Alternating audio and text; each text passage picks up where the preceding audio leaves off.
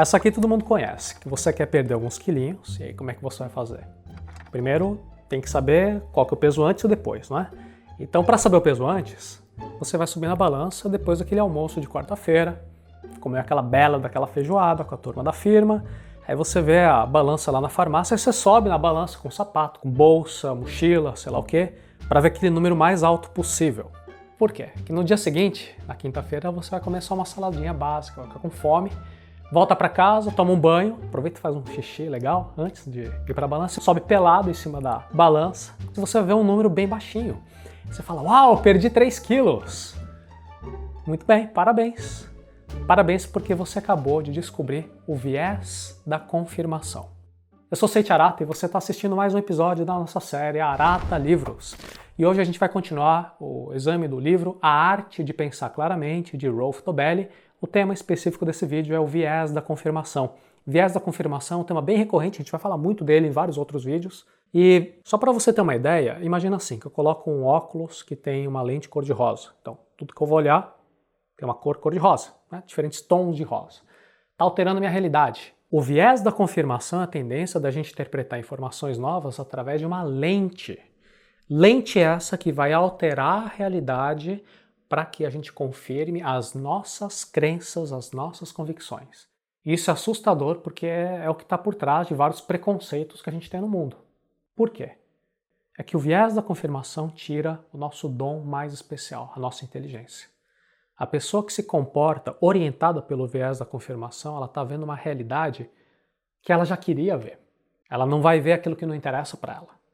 As provas concretas, os fatos que mostram, que desconfirmam as crenças dela, ela ignora, desaparece. Você já viu gente assim?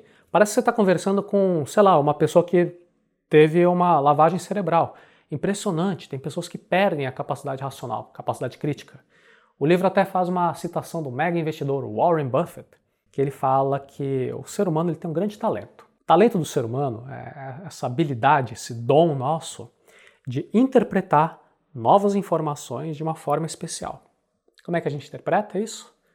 De forma a manter intactas as nossas convicções anteriores, as nossas conclusões anteriores.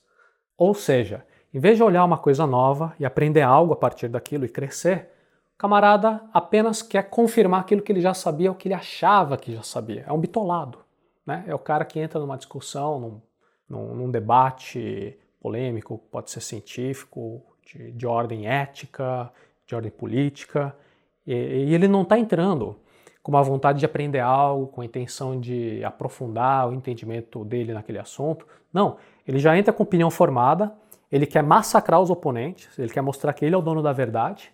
Só que daí, em alguns temas específicos, óbvios, que ele está errado, o que ele vai fazer? Será que ele vai falar, olha, diante desse fato, eu reconheço que eu tenho que repensar minhas ideias? Ele não vai fazer isso, ele está com viés de confirmação.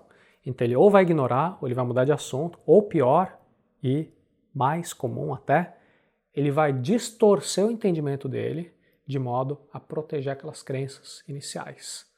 Você já viu umas conversinhas rolando, por exemplo, nas redes sociais, em época de eleição, em outros momentos mais polêmicos? O pessoal parece um bando de louco falando com a parede, né? São pessoas que já têm uma opinião formada. No seu trabalho também pode acontecer o viés de confirmação. Imagina assim, na sua empresa, você e seus colegas implementam uma nova tecnologia, uma nova técnica, um novo método. Aí está todo mundo feliz, né? Poxa, essa tecnologia é muito boa, olha só os resultados excelentes. Só que quando vê algum problema, as pessoas ou ignoram, ou fingem que não viram, ou então falam assim, não, isso aqui é uma exceção, é que o sistema não foi planejado para isso, você está usando de maneira errada, porque afinal de contas essa tecnologia aqui é uma tecnologia nova, é comprovada, é impecável. Esse que é o problema, a gente achar que as coisas são impecáveis. Não tem nada que é impecável, nem mesmo as nossas convicções. A gente sempre tem que ter um espírito aberto para a crítica, para a gente poder crescer. Tem momentos que a gente não percebe que acontece o viés da confirmação, tá? Só quero esclarecer isso, não é que a gente está uma coisa meio jardim da infância, sabe? Lá, não estou te escutando, pode falar quanto quiser, isso seria uma coisa mais ativa. O grande problema do viés de confirmação é quando a gente acha que está tentando colaborar com o papo Só que nós estamos no modo um pouco mais automático, um modo, sabe, sem ter a metacognição. Por isso que eu quero deixar duas ideias aqui no final do vídeo. A primeira ideia é para a gente ser um coletor, um examinador de informações desconfirmadoras. Ou seja, todo momento que você perceber que você está diante de fatos, de informações conflitantes com a sua ideologia ou com o seu ponto de vista, em vez de ficar com raiva ou achar que é besteira, para um pouquinho. Principalmente se for alguma informação dentro de um campo em que você se considera uma pessoa estudada, entendida, um assunto que é da sua competência. Então você já tem uma opinião formada. Né? Ou algum assunto que é relevante para você, que você já tem uma série de valores, uma crença, uma convicção. Quando você está diante desse ponto de vista diferente, conflitante, aproveite essa oportunidade. Tente entender o outro ponto de vista ativamente, lutando contra o viés da confirmação. Ativamente lutando contra o viés da confirmação. Não vai ser fácil, mas é algo que a gente pode praticar. A segunda ideia, que eu falei que eram duas, é mudar de áreas, porque na internet é muito fácil. Estou falando sempre da internet, está conversando pela internet, muita coisa acontece hoje em dia pela internet, né? E você vê que é muito fácil a gente montar uma bolha em volta de nós.